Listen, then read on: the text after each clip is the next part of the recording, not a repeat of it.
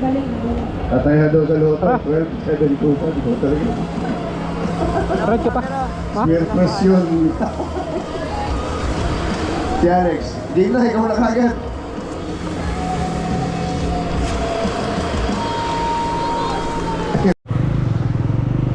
Sige, pwede ba? Pwede na yun. Ayan guys, ride natin tong Dominar. Let's go.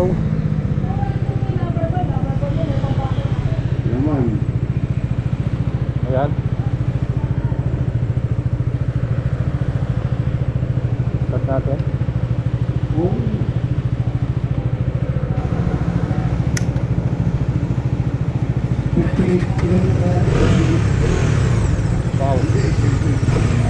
Go!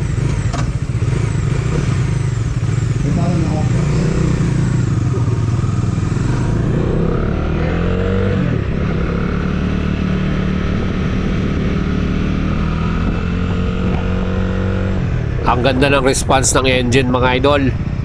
Sarap din niyang i-maneuver.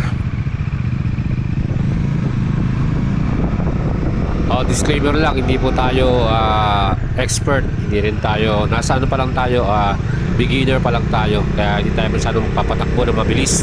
Susubukan lang nating pakiramdaman itong performance ng Dominar 400 na bago.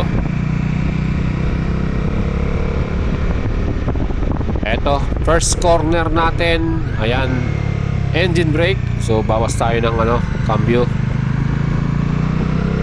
Iyan mga idols, napaka-smooth ng engine talaga ng ating Dominar 400 Sa pagliko naman, eto. Wow. Kaya maganda talagang pang-touring to, pang malayuan. Kasi iba yung kanyang handling. Magaan siya pagka tumatakbo ka na eh. Ayan, mapansin nyo yung kanyang digital display Kahit tanghaling tapat, kitang-kita. Wow. Sarap niyang gamitin another corner. Yan. So talagang malakas yung kanyang brake. So meron tong dual channel ABS, front and rear. Pipil mo talaga yung kagat ng kanyang disc brake. Konting piga mo lang, talagang malakas din ang arangkada ng ating Dominar 400. At isa sa mga nagustuhan ko rito yung suspension. Ang ganda ng bounce From the front suspension hanggang sa likuran, talagang mag-i-enjoy ka. Arangkada tayo. 80 plus. Oh, grabe. May enjoy mo talaga tong si Dominar 400 mga idol. Andun yung mga safety features niya, ABS, traction control, mapipil mo kaagad. Hindi siya mahirap iliko, hindi mahirap i-maneuver Ang gaan ng feeling ko dito sa handling nito.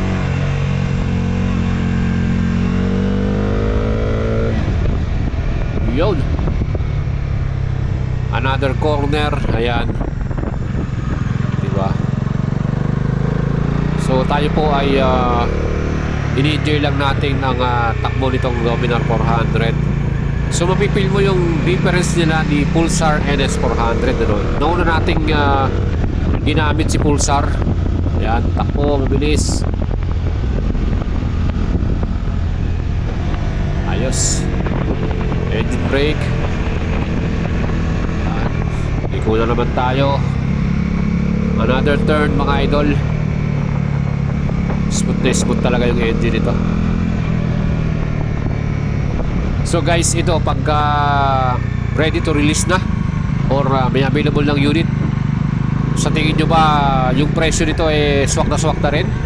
208,888 sa lahat ng features nya. What do you think mga idol? Sulit ba yan sa isang 400cc single cylinder engine type? Arangkada, push pa tayo. Ayan, tanghaling tapat mga idol. Wow, napaka-solid talaga nitong Dominar 400 Pwede. So mga balak bumili nito, hindi kayo sisisi. Magandang engine performance, panalo ang suspension, safety features, solid na solid ang ABS at traction control. Mapipil mo talaga yung sensor nya. Ayan yung kanyang panel display, talagang madaling mabasa, no? Very informative. So nakadalawang ikot na tayo. Ayan, ito talaga natin eh. So ito palang Dominar natin, tatlong kulay ang available.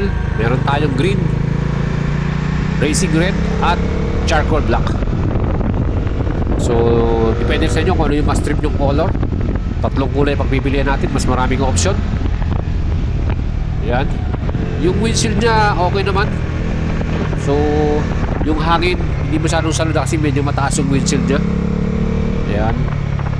Smooth talaga tong ating Dominar 400 mga idol.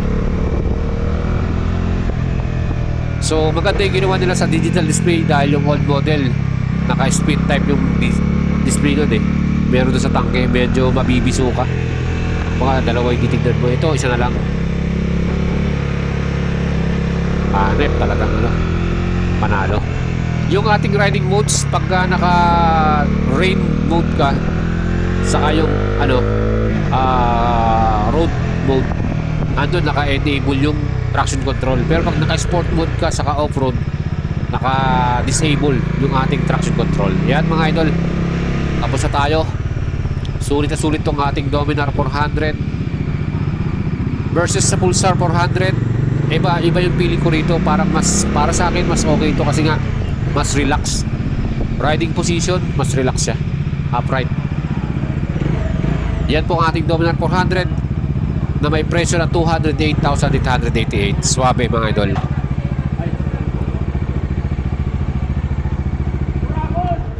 And that's it mga idols. Tatlong beses tayong umikot at subukan ang ating Dominar 400. Sa mga idol po natin na gusto maglabas ito, ang cash payment po natin 208,888. Mag-add pa kayo ng 3 years LTO registration fee. Total niyan siguro mga 211,000, mga 3,000 po yung kanilang LTO registration. At sa installment naman, down payment natin 66,140 minimum down payment. Add pa ng 3 years LTO dyan. At para sa monthly payment, 2 years to pay 9,449 at 3 years to pay 7,318 pesos. Mga idols, bibili ba kayo ng bagong Dominar 400? Kung kayo po ay mahilig sa motor, huwag niyo po kalimutang i-subscribe ang ating YouTube channel, Boyet Salabaria, at lagi niyo akong i-follow sa ating Facebook page para sa mas marami pang vlog at update sa inyo. Ang forma talaga ni Dominar, di ba mga idols? Mag-leave kayo ng comment. Ano bang colorway ang mas gusto nyo para sa isang Dominar 400? Aurora Green, Color Red, or yung Charcoal Black? Let's go!